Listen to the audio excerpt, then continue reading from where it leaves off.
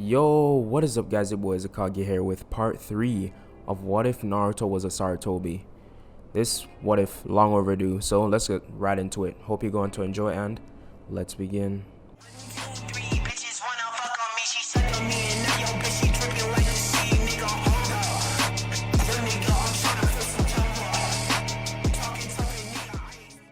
So for a little recap, last time we T7 just went on the Tazuna mission.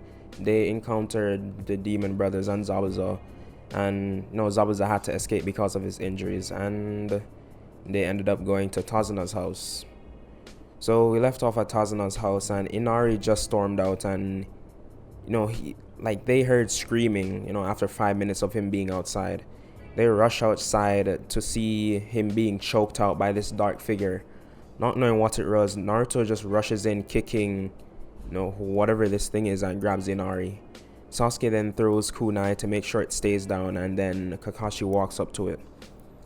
He goes and checks what it is and takes off the hood and sees that it's one of Gato's thugs. They tie him up and torture him just like they did to the demon brothers, and find out that he was trying to kidnap Inari for some ransom money. So, and they also figure out one of the locations of the main location of Gato's base. So during the night, Team 7 goes to the location, and it's a cave. Yeah, it's a cave opening near a river. They enter it and see an iron door with a slit at the top. Naruto knocks on the door, and when Naruto knocks on the door, and when the guards open it up, they don't see anyone. Confused, they go to shut it back, but some smoke starts coming into the room. They begin coughing, and then Naruto bites down, and this being his burning ash jutsu, it explodes and explodes the door in along with the guards. So Team 7 rushes in, and Kakashi and Sasuke take down all the thugs downstairs while Sakura is at the door making sure no one gets in, and Naruto goes upstairs to deal with Gato.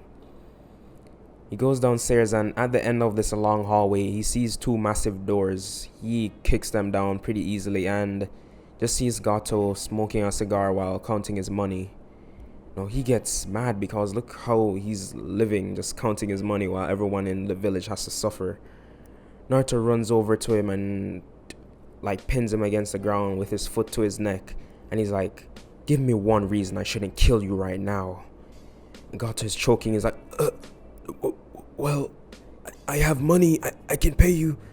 It's like, "I don't want your filthy money," and just crushes on Gato's neck, just killing him on the spot. So Naruto collects all the money he can see in his office, and when he goes downstairs, Kakashi and Sasuke tell them that they found a vault with even more money. So they take everything that of value and give it to the villagers when they get back, making the land of waves well set. And they also take care of all the thugs that were in the village. So this happens, and the land of waves is looking up. People are happier because of all this money incoming in the village. Well, they're rightfully their money, but yeah.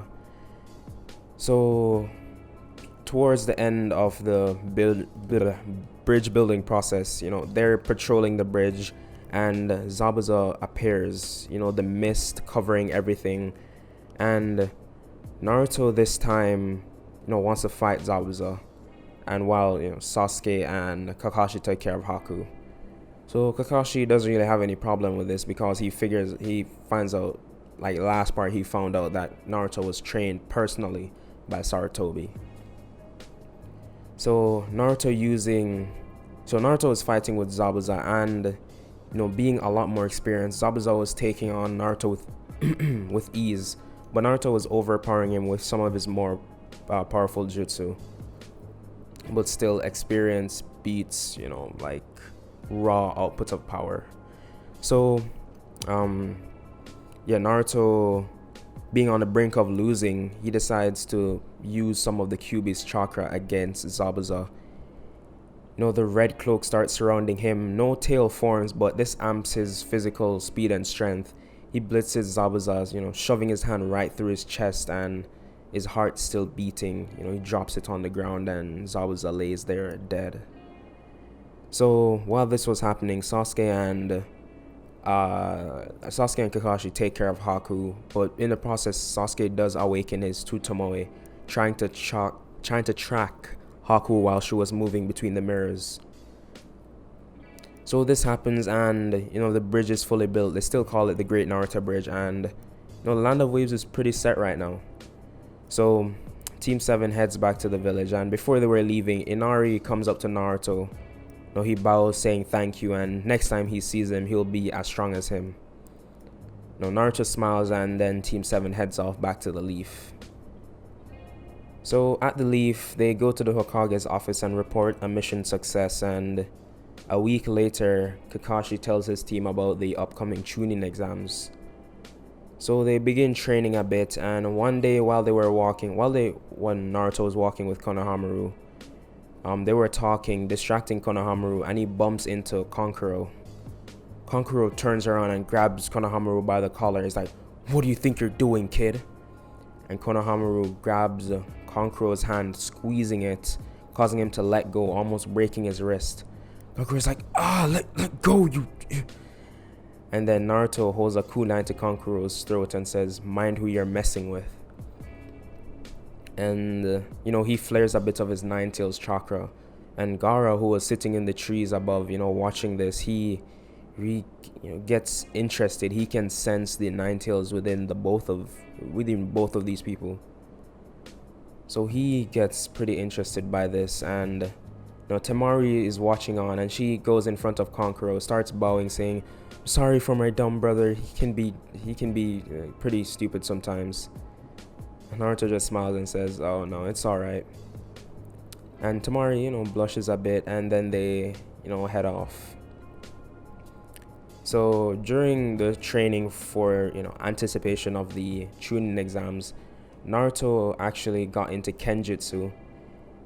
From recommendation from Asuma, he got swords and channeled his wind style through the sword, making it even sharper. So, yeah. So they go to the Chunin exams. It's the day of the Chunin exams. Team 7 goes, and they easily see through the Genjutsu. No one on the team, gets distracted.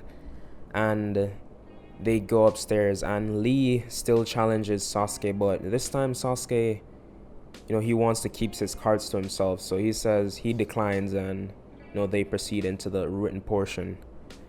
Naruto, being taught by an Hokage, knows a lot of things, and he easily passes this portion. So they go to the second stage, the Forest of Death. Nothing really interesting happens here, and they head into the forest, with their scroll. And while they were going through, they haven't found anyone, but they were stopped by this grass ninja.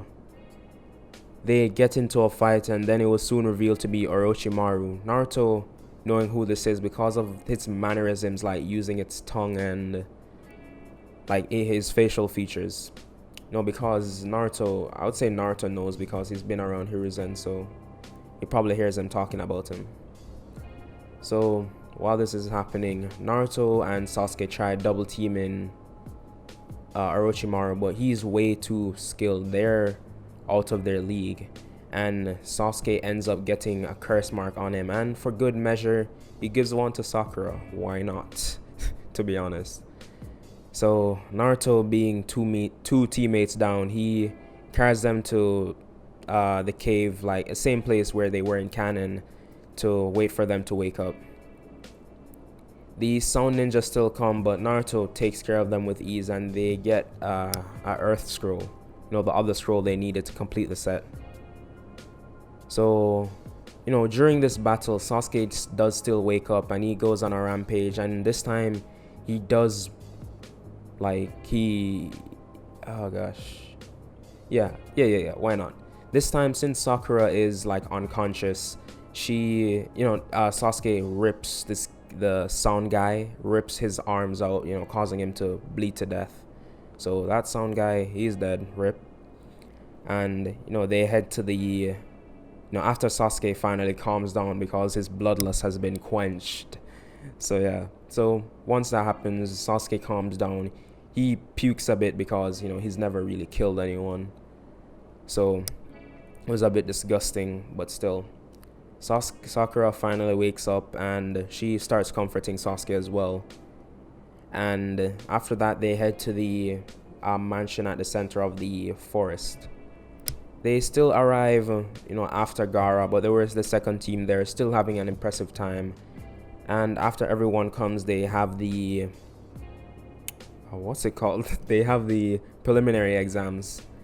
Nothing really changes with the preliminaries, but Naruto easily takes down his opponent, Kiba. Sakura still has her tie. Sakura still has her tie because, oh yeah, once they got to the mansion and they made Kakashi seal, Sasuke and Sakura's curse mark. So both of them still tie. And Sakura ties and Sasuke, still beats his opponent. So to the 1 month before the third stage of the Chunin exams, Naruto and Konohamaru, they were informed by Hiruzen that they would meet their godfather. And one day while they were training in the yard, they see this white-haired man come up and he's talking to Hiruzen. Then he starts heading towards them. He introduces himself as Jiraiya, and he introduces himself as Jiraiya, and he would like to train them. They have no quarrels, and he teaches them. He teaches them the Rasengan, because he doesn't teach them summoning jutsu, so they had more time to learn the Rasengan, so they can do it with 2 hands. And Naruto and Konohamaru do get the monkey summon, but the only time they can summon Monkey King Enma is if they use their Kurama chakra. Like when Naruto was falling down the pit, he used Kurama's chakra to summon the Toad boss. So yeah, similar to that. So to the third stages of the Chunin exams, and the first matches go as normal. Neji versus Naruto. And this time, Naruto, wanting to impress Hiruzen, he summons Monkey King Enma using the Nine-Tails chakra, of course. And he uses the staff to break through Neji's rotation easily, and coats the tip of the staff with his wind chakra, making it as sharp as a sword. And he cuts up Neji to the point where he falls unconscious, and the proctor stops it, so that Neji doesn't die. Even though killing is allowed, but still. So the next matches go the same, and the only interesting one would be Sasuke versus Gaara. This match goes per canon, and as Sasuke shoves the Chidori through the sand dome thing, Gaara goes insane. He goes berserk and starts attacking Sasuke with his tail thing. So while Naruto was in the stands watching, he sees this and he looks over to Tamari, who was, a bit scared. She turns to Naruto and says, I'm sorry. And after that, she jumps towards, her and Kankuro jump in the ring and grab Gaara and run off. And as per usual, Sasuke follows them, and so does Sakura and Naruto, but later on. So when Sasuke finally catches up to Gaara, he uses his Chidori, but the sand acts as a perfect defense against it. Gaara just tanks all the attacks, and since his maximum is like 3 Chidoris, he pushes 4, and then he falls unconscious because of his low chakra levels. Sakura shows up, and because she wants to save Sasuke so bad, her curse mark flares up, spreading the mark all over her body, and then her skin turns gray, her hair beginning to stand up, looking like a wild animal. But because of her weak base form, she doesn't really get anything extra like wings or armor. It only enhances her strength and strength, speed, durability, physical properties. So she charges at Gaara, thirsty for blood, but In his half Shikaku state, Gaara easily blocks all her attacks and pins her to the tree. And while this is happening, back to the stadium where the third round of the Chunin exams was keeping, Konohamaru and Hiruzen were fighting with Orochimaru, and Naruto was on his way to help out Sasuke and Sakura. So Naruto arrives and sees the two of them passed out. He summons Monkey Prince Enma because the Monkey King is being used by Hiruzen right now, so he can't really summon two because there's only one king. So yeah, he summons Monkey Prince Enma. It doesn't really matter, it's the same abilities. And yeah, so the monkey turns into a pole, and Naruto tries using Gale Force and other wind attacks to knock Shikaku off his feet, but it does nothing. And then the Monkey Prince suggests why don't he has to wake up Gaara to put the tail beast back in his seal. So Naruto, hearing this, uses the pole and extends it all the way up to Gaara, knocking him on the head and waking him up. So after that, he takes Gaara, Sasuke, and Sakura back to the village, and meanwhile, Konohamaru was a lot of help with the Orochimaru fight. He actually stopped the second Hokage from being summoned, so that's a plus. So they don't have to deal with two Kage, only Orochimaru and the first Hokage. So they take down Orochimaru and the first, not easily, it was still a struggle. But yeah, they take them down, and in the last minute, one of the Sound Four had to break the barrier and grab Orochimaru and run off, so that he doesn't die. So in this, Hiruzen lives. So yeah. And after the Konoha crush, it gets explained to the sand. It gets explained that the sand was being controlled by Orochimaru. So them and the Leaf are still allies, and Naruto, Jiraiya, and Konohamaru still go off to find Tsunade because there's a lot of injured people from the attacks, including Hiruzen. So while they were, during this time, since they already knew the Rasengan, they used a week they were trying to find Tsunade to master it, being able to use one-handed Rasengans and making it bigger in size. So when they finally encounter Tsunade, she still offers her necklace to whoever can take her down first, between Naruto and Konohamaru, of course. So they smirk, seeing this as easy money. So they go outside, and when it starts, Naruto jumps behind Tsunade while Konohamaru is still in front of her.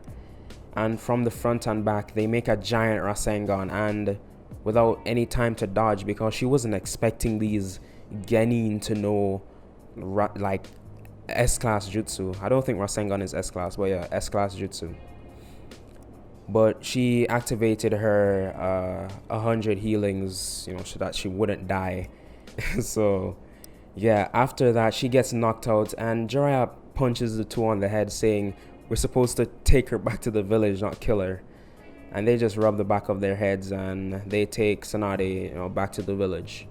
Since he's unconscious, they won't have the whole Orochimaru thing, because they go straight to the village.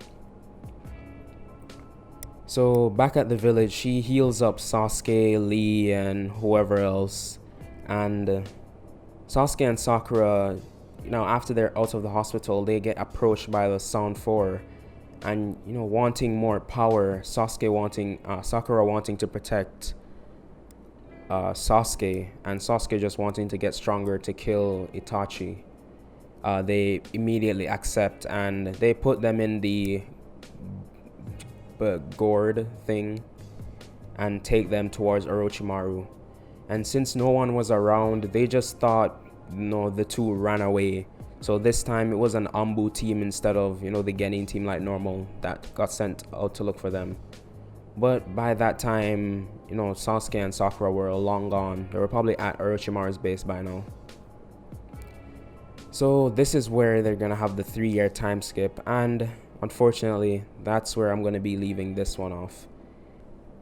So tell me what you guys think about this what if in the comment section down below. Tell me, where like what you would want to see happen, what you would want to see happen to the different characters. And Sakura got the curse mark, so that changes the story quite a bit actually.